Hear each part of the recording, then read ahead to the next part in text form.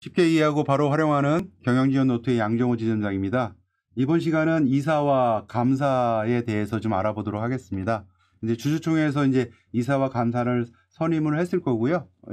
그런 이사는 보통 3명 이상, 감사는 1명 이상으로 한다. 근데 우리가 보통 법인 설립을 할 때 1명 이상으로도 가능하다라고 되어 있었지 않습니까? 그렇기 때문에 분명히 1명 이상으로도 이사가 진행이 가능한데요. 근데 회사가 이제 성장을 하게 되면 이사 한 분 갖고는 힘드시고 이제 뭐 2분, 3분 또 감사도 선임하기 때문에 만약에 그런 상황이 발생하게 되면 이 정관을 갖다 계속 수정해야 되는 부분이 있기 때문에 지금 이사가 1분이더라도 본회사 이사는 3명 이상, 감사는 1명 이상으로 한다 하면 감사나 이사가 많이 늘어나셔도 정관은 수정하지 않으셔도 될 겁니다. 그 부분 좀 참고하시면 되시고요.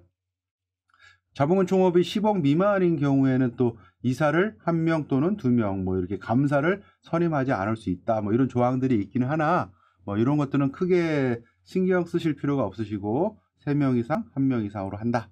이렇게 좀 정하시면 되실 것 같고, 이사 및 감사의 선임은 주주총회에서 선임을 합니다. 주주총회에서 선임을 하기 때문에 출석한 주주의 과반수로 하고요. 발행 주식 4분의 1 이상이어야 되죠. 그러면 이사 및 감사를 선임할 수 있습니다. 감사의 선임에 있어서는 의결권이 없는 주식을 제외한 발행 주식의 100분의 3을 초과하는 수의 주식을 가진 주주는 그 초과하는 주식에 관해서는 의결권을 행사하지 못한다는 조항, 요거 들어간다는 것만 좀 참고하시면 되실 것 같고요. 이사와 감사의 임기는 3년으로 보통 하고 있습니다. 근데 어떤 이제 정관에 보시면 뭐 2년 이런 식으로 돼 있는데요. 요거는 이제 3년으로만 하시면 3년으로 좀 정해 놓으시면 좋으실 것 같고, 근데 이걸 2년이나 뭐 3년을 하다 보니까 정관하고 등기부 등본하고 법인 등기부 등본하고 안 맞는 매칭이 안 되는 경우가 좀 보통 있습니다. 그래서 요거는 한꺼번에 같이 좀 일치시키시고요.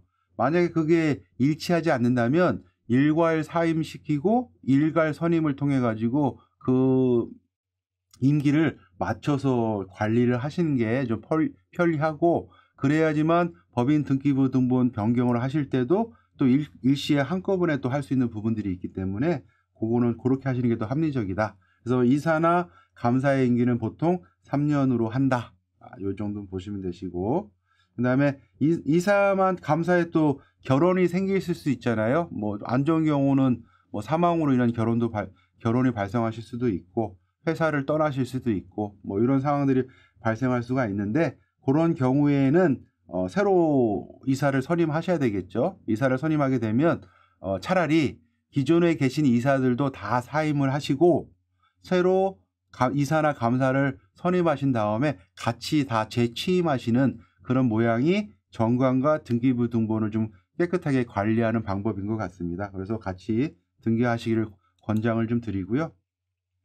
대표는 이사회에서 1명 또는 여러 명으로 뭐 대표이사를 선임할 수가 있습니다. 그 다음에 그 이사 중에서 뭐 직함을 회장, 부회장, 사장, 부사장, 전무, 상문 등의 직책을 부여할 수가 있고요.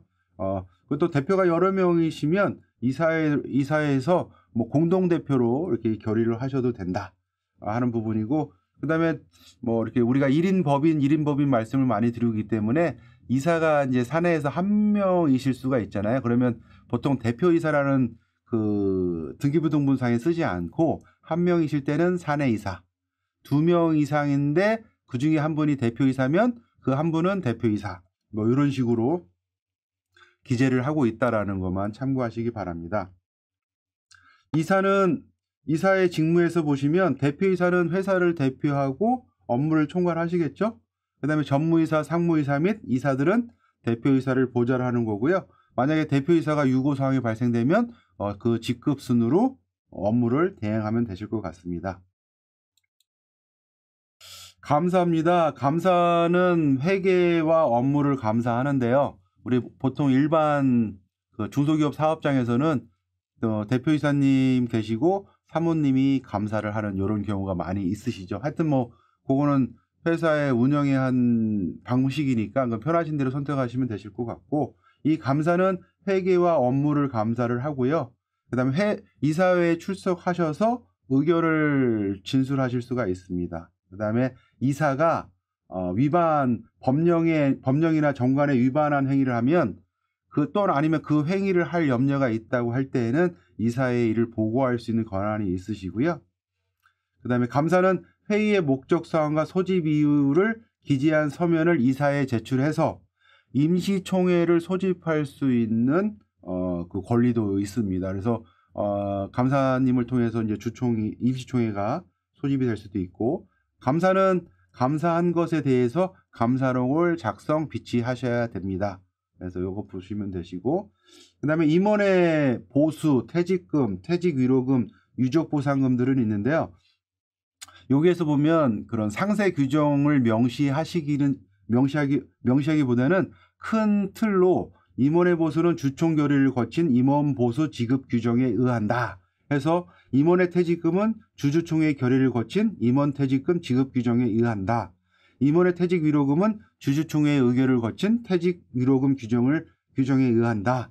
임원의 유족보상금은 주주총회의 결의를 거친 임원 유족보상금 규정에 의한다라고 해놓고, 그 안에 상세한 내용들은 주총에서 별지를 통해 가지고 규정을 좀 만들어 놓으시면 됩니다. 뭐 그렇게 하는 이유 중에 하나는 회사의 임원들이 얼마의 보수를 받아가는지, 퇴직금은 어떻게 산정되는지, 유고 시에 유족보상금이 얼마나 나오는지, 이런 부분들, 그 금액에 관련된 부분들은 회사의 입장에서는 어찌 보면 좀 보안 사항일 수가 있습니다. 그거를 정관에다 명시를 해 놓으시면 그 외부에 자꾸 나갈 때마다 이런 것들이 노출될 수가 있거든요. 그래서 그런 부분들은 좀 별지로 관리를 하시는 게 좋을 것 같다.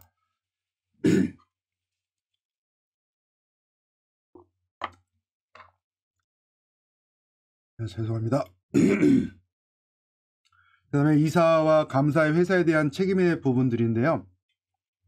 이사나 감사가 고의 또는 과실로 법령이나 정관에 위반되는 행위를 하거나 그 임무를 게을리한 경우에는 회사에서 이제 손해배상을 청구할 수가 있다라는 부분입니다. 그래서 근데 그 내용, 손해배상은 청구를 할 수 있는데 그 전체 주주가 동의를 해주면 그 손해배상을 갖다가 배제할 수는 있다. 그 이사나 감사가 어쩔 수 없다라고 인정이 된다면 그 배제할 수 있다라는 부분을 좀 참고하시고요. 그 다음에 그런 위반한 행위나 회사에 손해를 끼친 사항이 있으면 최근 1년간의 보수, 상여금을 포함하고 뭐 기타 이익 등을 포함시킨 6배, 1년간의 보수의 6배가 초과되는 금액, 만약 연봉이 1억이었다면 6억 원을 초과하는 금액에 대해서는 면제할 수 있다. 뭐 이런 조항들이 보통 들어가 있고요. 그 다음에 회사 고의 또는 중대한 과실로 회사를 손해를 발생시키면 당연히 책임의 면제 및 감면을 적용하지 않겠죠. 그러니까 어떤 사안에 따라서 손해배상 청구할 수 있고 일정 규모 이상은 면제를 받을 수가 있고 어떤 부분들은 책임과 감면을 받을 수 있다라는 조항을 좀 넣어놓는다는 부분이고요. 그 다음에 48조의 비상근 임원과 고문 상담력에 대한 부분들을 좀 넣어놨습니다. 그래서 주주총회의 의결로 인해서 비상근 임원이나 고문 상담력을 임명할 수가 있고, 그 다음에 그런 분들에게는 그 상근하지 아니하지만 어떤 보수를 갖다가 좀 지급할 수 있는 규정을 만들어 놓는 경우가 있습니다. 그래서 보통 이렇게 과세관청에서 보시면 이런 비상근 임원 고문 상담에 의해서 보수가 나가는 거를 좀 특수관계인 가족 간에 회사에서 실제로 하는 일도 없으면서 회사의 자금을 가져간다라고 나쁘게 보는 경우가 좀 있거든요. 이런 부분들은 주주총회에서 명확하게 이런 부분들을 위촉할 수가 있다라는 부분과 위촉된 부분들에게는 정당한 사례 보수가 나간다는 부분들을 좀 명시해 놓으면 향후에 과세관청에서 이런 부분에 대해서 좀 이의를 제기하더라도 이런 정관상의 근거에 의해서 우리가 지급을 했다라는 근거를 좀 마련할 수 있기 때문에 이런 조항들을 좀 넣고 있습니다. 그거 참고하시고요. 이번 시간은 그 이사와 감사에 대해서 알아봤습니다. 뭐 사실상 어려운 내용은 아닙니다만 그 중간중간에 보시면 또 이런 이사의 그 권리나 의무, 그다음 감사의 권리나 의무, 또 비상근 임원들에 대한 부분들이 좀 명확하게 있어야 향후에 그 보수가 나가는 부분들이나 이런 부분들에 대해서 많은 그 명확한 근거를 좀 제시할 수 있는 부분들이기 때문에 이 부분들 잘 보시고요. 이런 임원들에 대한 재규정들을 좀 잘 관리하셔야 향후에 이제 법인이 계속 성장하면서 인사노무나 세무회계, 그다음에 뭐 법무나 법률적이나 그 기업 금융 등에 대한 이런 의사결정에 있어서 좀 중요한 요소들로 작용할 수가 있습니다. 그래서 이런 부분들은 항상 세법이나 상법이나 이런 것들이 개정되는 부분들이 많이 있기 때문에 항상 수시로 전문가들과 상담하면서 규정들을 갖다가 좀 잘 만들어 가시면 회사를 경영하시는데 도움이 될 거라 생각합니다. 그래서 저희 중소기업 경영지원단에서도 끊임없이 연구하고 좋은 정보를 드리려고 또 합리적인 의사결정을 하실 수 있도록 노력하고 있으니까 저희랑 같이 활용해 보시기 바랍니다. 이번 시간은 이렇게 마치고요. 다음 시간에 그럼 이사회에 대해서 좀 나눠보는 시간을 갖도록 하겠습니다.